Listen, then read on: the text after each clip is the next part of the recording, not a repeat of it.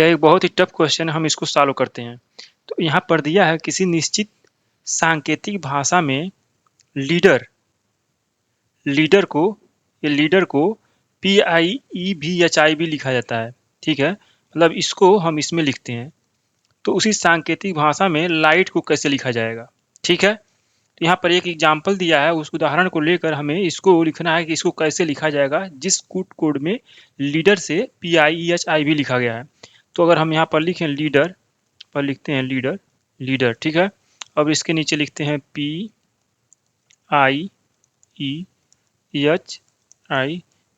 तो जितने जितने अक्षर पहले वाले वर्ड में उतने ही अक्षर इतने इसमें भी हैं, राइट। तो अगर हम इसको देखें कि कैसे मैप किया गया है, हो सकता है कि दूसरा वाला अक्षर इससे पहले हो या बाद में हो। तो यहाँ P जो है यल के बाद आता है। कितनी बाद आता है, कितने अक्षर के बाद आता है? यल, यम, यन ओ पी, ये चौथा अक्षर है। ठीक है, इसके बाद ये चौथा अक्षर है यल के बाद। आई कब आता है? आई ई के बाद आता है। ठीक है, तो इसको अगर देखें तो ई है, FGH I, ये भी चौथा अक्षर है। ठीक है, अब यहाँ पर दिया है ए से ई कब आता है? ABCDE, ये भी चौथा अक्षर है। ठीक है, अब फिर डी के बाद कब आता है? DEFGH, ये भी चौथा अक्षर है। ठीक है, और ई के बाद आई लिखा हुआ था, EFGHI, ये ई के बाद चौथा अक्षर आई पड़ता है, तो ये लिखा गया है। आर के बाद भी लिखा गया है, तो STUV, ये भी चौथा अक्षर है। तो इसमें हर अक्षर में 4 जोड़कर चौथा नेक्स्ट अक्षर आ रहा है, उसको यहाँ से उससे ये वर्ड बनाया गया है पिछले वाले वर्ड से। तो अगर हम इसी तरीके से अगर हमें लाइट शो बनाना हो तो लाइट से हम खुद बना सकते हैं। हर एक अक्षर में 4 अक्षर और जोड़ेंगे और उसका बाद उसका सॉल्यूशन निकालेंगे। ठीक है, तो यल के बाद MNOP, 4 अक्षर जोड़ेंगे तो P आएगा। आई के बाद JKLM। ठीक है, अब जी के बाद, अब मेरे को लगता है आप सभी लोगों को समझ में आ रहा है अच्छे से मैं क्या बता रहा हूँ। जी के बाद EHIJK। ठीक है, अब एच के बाद IJKL। ठीक है, और टी के बाद UVWX। ठीक है, तो हमारा अंत में जो वर्ड बना है PMKLX। तो कोई यहाँ पर ऐसा वर्ड है जो PKMLX है? हाँ, ये पहला वाला, यहाँ जो ये वाला ऑप्शन है दिख रहा है, यही वाला इसका करेक्ट आंसर है। ठीक है, चलिए चलते हैं नेक्स्ट क्वेश्चन पर।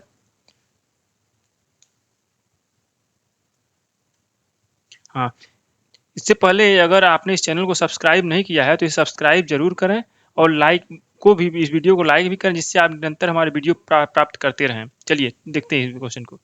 यहाँ पर दिया हुआ है यदि AN को 14 लिखते हैं, ठीक है, और कैट को 60 लिखते हैं तो बेग को क्या लिखेंगे? ठीक है, तो यहाँ से AN से कैसे बनाया गया है? यहाँ पर 2 अक्षर है, 2 अक्षर इसमें भी है, मैथ वाले में इसमें 2 अक्षर है, इसको 16। तो इसका मतलब कहीं ना कहीं इनको सम करके अक्षर बनाया गया है, जिसको अब देखते हैं कि कैसे बनाया गया है। उसको फार्मूला बैठाएंगे और उस फार्मूले के आधार पर इसकी हम गणना करेंगे, इससे क्या आएगा। तो यहाँ पर दिया है AN। ठीक है, AN, और यहाँ पर एक चौथा अक्षर है अल्फ़ाबेट का, ये पहला अक्षर है। ठीक है, और यहाँ पर कुछ बनाते हैं रिलेशन। अब यहाँ पर एन को क्या लिखते हैं? एन चौथा अक्षर है, ABCDEFGHIJKLMN, ये 14वां अक्षर है। ठीक है, और कैट, अब इसको ये वाला एक साइड हो, ये हो गया, और दूसरा साइड है कैट। तो सी तीसरा अक्षर है, ये पहला अक्षर है, और टी कौन सा अक्षर है? ABC। टी के बाद क्या आता है? UVWXYZ। टी के बाद 6 अक्षर आते हैं, तो इसका मतलब 26 - 6 20 अक्षर है, 20वां अक्षर है। ठीक है, तो अब इससे अगर 14 देखा जाए, 14 आएगा कैसे? अगर हम ये 1 और 14 को जोड़ें तो 14 15 हो जाएगा, इसका मतलब ये प्लस नहीं होगा, इसे हम प्लस जोड़ नहीं सकते। ठीक है, इसे 3 1 4 और 20 4 24, इसको जोड़ने पर हमें 24 मिलेगा, जो कि भी 60 नहीं मिलेगा। तो जोड़ ना करके अगर हम गुणा करते हैं इन दोनों अक्षरों को, जितने भी मिल रहे हैं उनसे गुणा करें आपस में, तब कितना होगा यहाँ पर 14 एकन्नम 14, 14 ये तो मिल जाएगा, ये सही हो जाएगा, इस वाले को हम 14 मिल जाएगा। और 60 को अगर 3 एकन्नम 3 बियाई बिसाही 60, 20 तिहाई 60, इसका मतलब इनका आपस में गुणा किया गया है और जो गुणा करने पर वैल्यू आ रही है उसको यहाँ पर लिखा गया है कि उसकी वैल्यू ये हो गई। तो अब बेग से भी क्या करेंगे, बेग के हर एक अक्षर की हम उसका वैल्यू निकालेंगे इंग्लिश अल्फ़ाबेट में और उनको आपस में हम गुणा कर देंगे और जो वैल्यू आएगी वही उसकी वैल्यू हो जाएगी। ठीक है, तो बी की वैल्यू 2 होती है, ई की वैल्यू क्या होगी, A B C D E, ये पांचवा अक्षर है। ठीक है, एफ जी ये सातवां अक्षर है। अब इनको हम गुणा करेंगे। ठीक है, क्या होगा, 2 पचे 10 और 10 सते 70, तो टोटल कितना वैल्यू आएगा 70। इसमें कोई ऑप्शन है 70 डी, ये डी वाला जो ऑप्शन है 70 यही इसका सही सॉल्यूशन है। चलिए चलते हैं नेक्स्ट क्वेश्चन पर। अब हम इस क्वेश्चन को देखते हैं, इसको सॉल्व करते हैं। राइट, यहाँ पर लिखा है यदि किसी निश्चित भाषा सांकेतिक भाषा में RAIL को KCTN लिखा जाता है। क्या दिया है यहाँ पर, दो चीजें दी, एक तो RAIL राइट और दूसरा है KCTN लिखा जाता है। उसी सांकेतिक भाषा में रीड को कैसे लिखा जाएगा, तो मैं यहाँ पर लिख लेता हूँ दोनों शब्दों को। ये है RAIL और इसको लिखा गया है KCTN।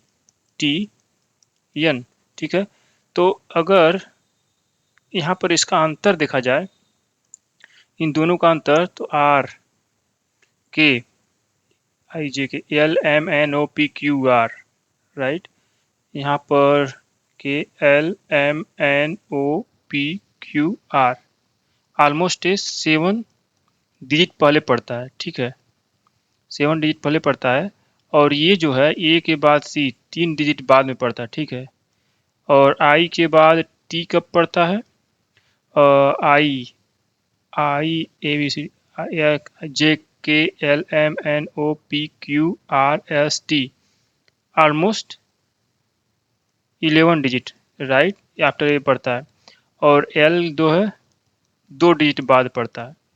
तो अगर हम इनका अंतर देखें -7 +3 -11 +2, सो यहाँ से कोई पैटर्न हमें नहीं मिल रहा है कि हमें इससे अंदाज़ा लगा पाएँ कि इनमें इनके बीच में क्या पैटर्न है। राइट, तो इसको हम क्या करते हैं, यहाँ से इसको हटा देते हैं। ठीक है,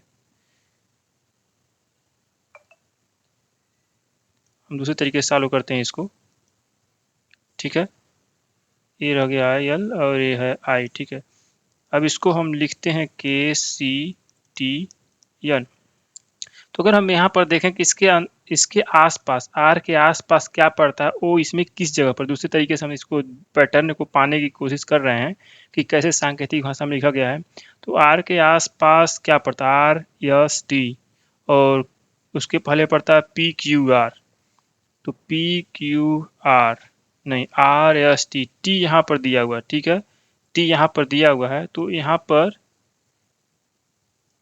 T दिया हुआ कितने शब्द के बाद पड़ रहा है, ये दो अक्षर के बाद ये T पड़ता है। और अगर यहाँ के ए के आसपास देखा जाए तो ए का सी से मैपिंग हो सकता है क्योंकि ABC। ठीक है, ये दो